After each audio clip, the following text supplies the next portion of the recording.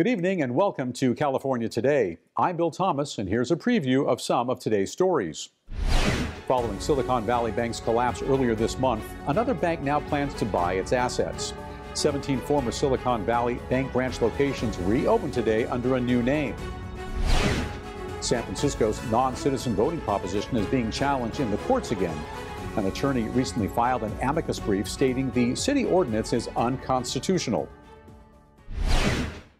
And First Citizens Bank is buying Silicon Valley Bank, or SVB. The Federal Deposit Insurance Corporation, or FDIC, announced the acquisition yesterday. The FDIC took control of SVB earlier this month after it failed. The FDIC says it's received equity appreciation rights in First Citizens stock as part of the deal. That stock is valued at up to $500 million. The FDIC says SVB's collapse will cost it around $20 billion in deposit insurance payouts. First Citizens will assume SVB assets of $110 billion, as well as deposits of $56 billion and loans of $72 billion. Depositors of SVB automatically became depositors of First Citizens. 17 former SVB branches opened today under First Citizens Bank. Passengers experienced some scary moments aboard a Delta flight about to take off from Los Angeles. Authorities say as the plane pushed away from the gate on Saturday, a passenger on board opened an emergency exit door and caused the emergency slide to open. Airport police quickly responded and they arrested the passenger. Police say he is now undergoing a mental evaluation. No one was hurt in the incident and the flight was heading to Seattle. Delta helped get passengers booked on 2 other flights. We have an update to the San Francisco City proposition that allows non-citizens, including undocumented immigrants, to vote for school board candidates. NTD's David Zhang interviewed the attorney who recently filed an amicus brief challenging the city ordinance. Currently, non-citizens, including undocumented immigrants, can vote for school board candidates in San Francisco. This comes from Proposition N, passed by San Francisco voters in 2016. A year ago, Proposition N was challenged in court, and in last July, a judge ruled that Proposition N was not constitutional and issued an injunction. But the San Francisco city attorney then appealed the case and received a stay on the injunction, which allowed non-citizens to go ahead to vote last November. Alexander Haberbush, a constitutional attorney who recently filed an amicus brief challenging the city's ordinance, explains the constitutionality of this proposition. So, Alexander, did non-citizens in San Francisco get a special ballot for last November's midterm election? Does the state or county have a way to verify that every other box is left blank? Because obviously on the same ballot, there are candidates running for judges, district attorneys, public defenders in U.S. Congress, and other city measures.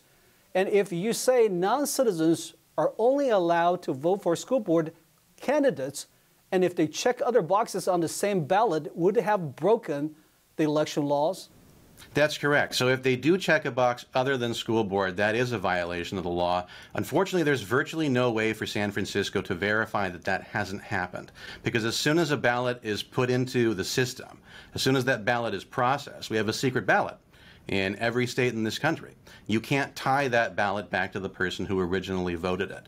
So even if it's illegal, it's essentially unenforceable. There's no way to make sure they're only voting in those school board elections. Now, the text of the proposition that San Francisco voted on is very, very bare bones. Text just says the city shall allow a non-citizen resident of San Francisco who is of legal voting age and a parent, legal guardian, or legally recognized caregiver of a child living in the San Francisco Unified School District to vote for members of the Board of Education. So, we don't know if that's going to be applied in a manner that opens up opportunities for electoral irregularity or not. Well, one argument we have heard a lot is that all students, regardless of immigration status, have equal access to an education under the laws of the United States. If that's the case, their parents should have a voice, regardless of their citizenship status, to participate in school board elections. What's your take on the argument? Yeah, so I think you have to look at the definition of citizenship as specified in our Constitution. So the United States Constitution in the 14th Amendment defines citizenship as all persons born or naturalized in the United States and subject to the jurisdiction thereof. So that important phrase there is going to be subject to the jurisdiction thereof. What does that mean? Well, it means the full jurisdiction of the United States, not just that you'll be arrested for murder if you commit a murder, but that you have every part of the United States laws apply to you. So historically, voting has been a right that is associated with citizens of the United States. There are many stakeholders, and have always been many stakeholders in this country who certainly have a stake in the outcome of our laws. A non-citizen who gets tried for a crime in this country has a stake in the outcome of that trial. We don't allow that person to vote because being a stakeholder is not the traditional measuring stick for what allows a person to vote. Citizenship is.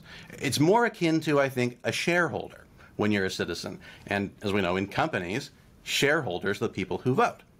In the United States, shareholders are citizens. So we think it makes sense for citizens to be the ones who vote.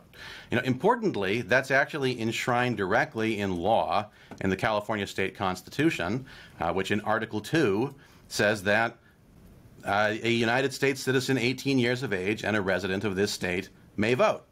Very clear. It's explicit that it only applies to citizens of the state of California. And the idea that voting is something reserved to citizens is not a controversial concept. Other side claims they can point to historical instances where voting has been extended to non-citizens, but even Jerry Brown, the former governor of California, very recently said that jury service, like voting, is quintessentially a prerogative and responsibility of the citizenship. This was not a controversial statement when he said it, and it shouldn't be controversial now. Now, when it comes to kids going through sex transitioning or getting abortions, the current trend seems to keep parents out of the picture. But here's the city of San Francisco advocating for parental rights to vote. Is this Proposition N really about empowering parents? Yeah, I think that cities like San Francisco have been very clear they don't care a great deal about parental rights, except for when it benefits some kind of electoral outcome, as it does here. There is a well-enshrined and legally protected doctrine in this country. It comes from the Equal Protection Clause of the 14th Amendment, and part of that equality that our law guarantees is that one person has one vote. And whenever any election case has been examined by the Supreme Court, they always look at population in terms of citizen voting population, not in terms of overall demographic population. And the reason for that is that when you necessarily, if you allow more people to get into the voter pool, you dilute the votes of those who are already there. So by allowing non-citizens to vote, they are necessarily diluting the votes of voters who are already in San Francisco. And in particular, what my brief focuses on in this case is it dilutes the votes of black citizens, who represent only about 5% of San Francisco's population, and whose votes would count for essentially nothing if we allow all the non-citizens of San Francisco to vote in school board elections. You're talking about this amicus brief you filed on March 8th. What are some other key takeaways from this brief? Yeah, I think a lot of what's been ignored in the discussion about voter rights and whether or not non-citizens should vote is the effect that necessarily has on people who are already voters within San Francisco. Every new vote, and particularly if it's a new vote from somebody who is not a shareholder, not a citizen of the United States, dilutes the votes of people who are already there. There has been a history of voter discrimination and voter disenfranchisement for black citizens in this country, and we think this is just one more step in that direction. And, significantly, David, this is not the only city that has engaged in this kind of vote dilution and disenfranchisement of citizens. We've seen this all throughout the country. I think there's about 10 cities in Maryland that have already done this, a couple cities in Vermont that have also allowed non-citizen voting. And in every case, what we see is a disenfranchisement of black voters in those cities. Do you think this case could eventually go to the California Supreme Court? I don't see how we can avoid that. The government's made it very, very clear. The city of San Francisco has been very, very clear that they're going to oppose any effort to stop their attempt to enfranchise non-citizens to vote. In my opinion, the fact that they appealed this to the Court of Appeals was a frivolous lawsuit. They should have accepted the ruling of the lower court. As I mentioned, the California Constitution is very, very clear on this point. Couldn't be clearer that citizens are people that have the vote. But I think the city of San Francisco is determined to have their way on this. I would not be at all surprised if they appeal this to the California Supreme Court. What is your projection on the timeline?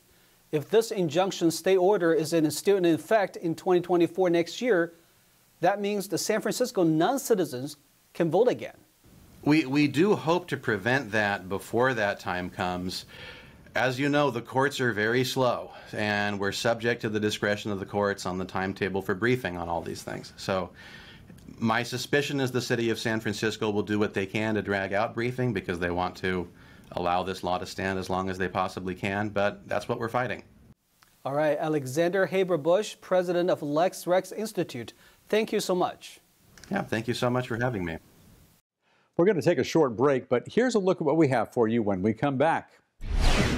San Diego police are warning locals of an increase in home invasion thefts. Authorities are asking residents for any information related to these cases and to be careful of their own properties.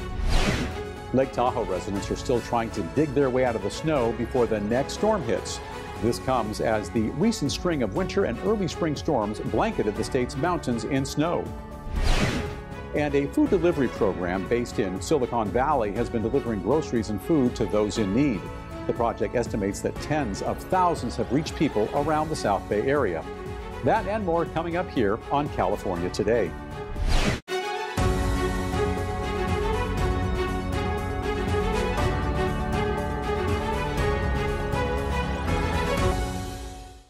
Welcome back to California Today. I'm your host, Bill Thomas.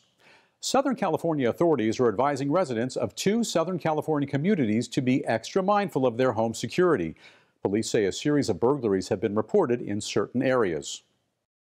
Authorities said in a March 23rd advisory that a series of burglaries have been targeting Miramar Ranch and Rancho Penasquitos over the past 5 weeks. Home security cameras captured the incidents on video. The thieves, wearing masks, gloves, and hooded sweatshirts, carried out each of the crimes between 5 p.m. and 11 p.m. The San Diego Police Department said in some cases the thieves arrived in a dark-colored SUV. SDPD Lieutenant Adam Sharkey said that after entering the backyards of the targeted homes, one of the perpetrators breaks a rear sliding glass door to get inside. The burglars primarily targeted the master bedrooms, taking jewelry, valuables, and safes. According to police, residents were in the house during the 2 most recent home invasions. Lieutenant Sharkey said, in one case, the burglars brought a large can of pepper spray and used it on the family dog. Anyone with information about the burglaries is encouraged to call the San Diego County Crime Stoppers at 888-580-8477 or contact the agency online at sdcrimestoppers.org. Tipsters may remain anonymous and could be eligible for a reward of up to $1,000. Snow blanketed the mountains of California. Residents are struggling to dig themselves out of it before the next storm hits. Residents of Lake Tahoe battled with over 50 feet of snow last Friday. A recent massive snowfall buried parts of California and created huge piles over everything, including roofs, some of which were facing the danger of collapse from the weight. I've lived here in Christmas Valley for over 40 years. We're having a record snow this year, over 55 feet of snow here at our home, and we're all dealing with it. It's been a fun winter and now spring. Former El Dorado County Supervisor Sue Novosel said some roofs in the area had already collapsed. This year, our biggest challenge has been trying to keep the snow off the roofs. Obviously, with over 50 feet of snow, it's thousands of pounds of weight on our roofs. And our roofs, some of these roofs are collapsing and having issues. So we've all been very, very busy trying to keep the snow off our roofs and off of our walkways. According to the National Weather Service, Monday morning saw some record low temperatures. San Francisco dipped to 42 degrees, tying its temperature in 1898. The NWS advised the population that the highest snowfall rates and strongest winds were anticipated from late Monday night through Tuesday afternoon. The 13th atmospheric river is underway starting Monday night.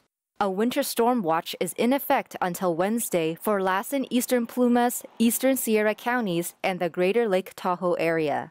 In Los Angeles, it's Tsunami Prep Week. Residents can expect to receive a tsunami communications test on Wednesday. For the past few years, a project in Silicon Valley has been delivering groceries and food to those in need. On Monday, Project Dash celebrated an estimated 70,000 meals delivered. NTD's David Lamb now with that story. The nonprofit Hunger at Home celebrated a milestone on Monday. Over 70,000 delivered meals via a drive-through project to residents who need them for over 4 years. Seeing everybody who comes through they're so grateful, and it makes you feel great to help them. Hunger at Home here in San Jose collects surplus food with people who need it. This is more critical than ever. We're grateful to be able to empower Hunger at Home to use DoorDash logistics to provide home delivery and increase food access in this community. The effort is in collaboration with DoorDash's Project Dash, delivering food right to the front doors of individuals and families struggling with food in San Jose, the heart of Silicon Valley. So what you're looking at is a community distribution that happens every Monday, and that goes from 8 to 9 o'clock. From 10 o'clock to 11, which is the aspect that you see now, is DoorDash, which comes in and each driver takes approximately 2 to 10 different families. San Jose Mayor Matt Mahan and former Earthquakes soccer star Shea Salinas loaded the 70th meal right next to the Earthquakes parking lot at PayPal Park, where the weekly distribution happens. So as an Earthquakes player back in 2018, it was a great initiative to start to be a part of. Unfortunately, when COVID happened, those food insecurities increased. So we've partnered with Hunger at Home, DoorDash, and the Earthquakes. We've all come together to start really trying to make a dent in the food insecurities in the area. With the help from the city, volunteers, and DoorDash drivers, they completed over 27,000 deliveries with this project. I work in the delivery. It's no more. 20 boxes? Yeah, 20 boxes. The food comes from the community and food banks. One volunteer and her son have been helping for several months now. My son and I were looking for a group to help together, and he found Hunger at Home, I think through a connection through his old high school, and we love working with them. They're super well organized and able to help so many families each Monday morning that we're here. We love being outside, and we love the crew that's working here, and we love the community of people who are coming in. Hunger at Home provides a weekly average of 75 pounds of groceries and meals to each family they help. But I think we all have a responsibility to look at what we've been given and try to give back in some way to people who are less fortunate. It was 36 degrees in the morning this morning, and look at how we've been blessed. The sun has come out. So rain or shine, we're out here. Founded in 2008, the nonprofit says that 1 in 4 people in Silicon Valley are food insecure, and they are trying to change that, one meal at a time. Reporting in San Jose, California, David Lamb, NTD News. Now to NTD's Carlos Reyes for an update on sports.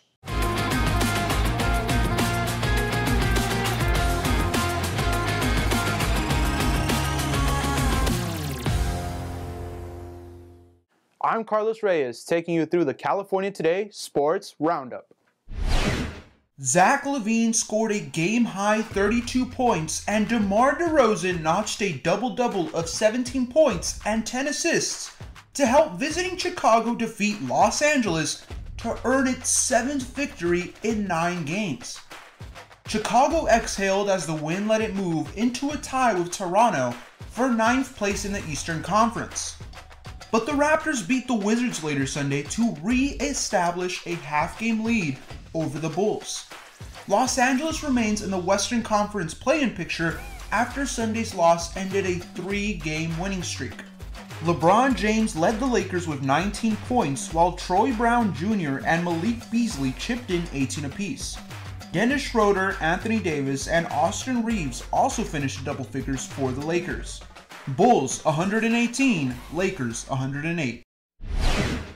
Kyle Anderson intercepted a Draymond Green pass, and Karl Anthony Towns turned it into a go-ahead three-pointer with 11 seconds remaining, delivering Minnesota a key victory over Golden State in San Francisco. Naz Reid had a team-high 23 points off the bench, and Rudy Gobert chipped in with 10 points and 18 rebounds for the Timberwolves. Jordan Poole had 27 points for the Warriors, but he failed to connect with Stephen Curry on a pass that bounced out of bounds with 4 seconds remaining when Golden State had a chance to tie or take the lead. The Warriors, who were seeking a 10th straight home win, got one more opportunity to tie after Jaden McDaniels missed one of 2 free throws with 2 seconds left, leaving Minnesota with a 99-96 lead. But Curry couldn't hit a desperation three-pointer, completing his 4 for 13 night from deep. Timberwolves 99, Warriors 96. Victor Arvidsson had 2 goals and an assist, and host Los Angeles set a franchise record for the longest point streak by beating St. Louis. The Kings improved to 10-2 in their past 12 games to surpass their previous longest point streak, first set in 1974. Adrian Kempe also scored 2 goals, Trevor Monroe had a goal and an assist, Philip Denault produced 3 assists, and Phoenix Copley made 16 saves for the Kings. Jordan Kyrou scored 2 goals, and Justin Falk and Pavel Buchnevich each had a goal and an assist for the Blues. Joel Hofer gave up 5 goals on 17 shots before he was replaced by his substitute Jordan Binnington, who finished with 12 saves for St. Louis. Kings 7, Blues 6. Sean Johnson made an impressive save in extra time to preserve Toronto FC's 0-0 draw with the host San Jose Earthquakes on Saturday. 2 minutes into extra time, Jackson Ewell blasted a shot from outside the box that Johnson knocked aside with a diving stop. Tommy Thompson was in the area for a possible rebound chance, but lost his footing, allowing Johnson to gather the loose ball. Despite the late missed chance, the Earthquakes are still unbeaten at home this season. Since their season opening loss to DC United, Toronto FC has an undefeated record. Due to injuries and international absences, both Toronto and San Jose were missing several regulars from their starting lineups. The result was a general lack of offensive cohesion and a lack of finish for both teams. Each club had only 2 shots on target in the game, despite 15 total shots from Toronto FC and 14 shots from the Earthquakes. And that is it for today's Sports Roundup. I'm Carlos Reyes. Thanks for watching. That's all we have for you tonight, and would like you to join us again on California Today right here every weekday at 8:30 p.m. Also, make sure to check out our broadcast on our California Today webpage. You can find that at ntd.com/California-Today. You can also find all of our top latest clips there ready to share with friends and family. Also, if you could, send us a message on Twitter, Facebook, or Instagram, or through our email. That's california.today@ntd.com. I'm Bill Thomas. Have a wonderful night.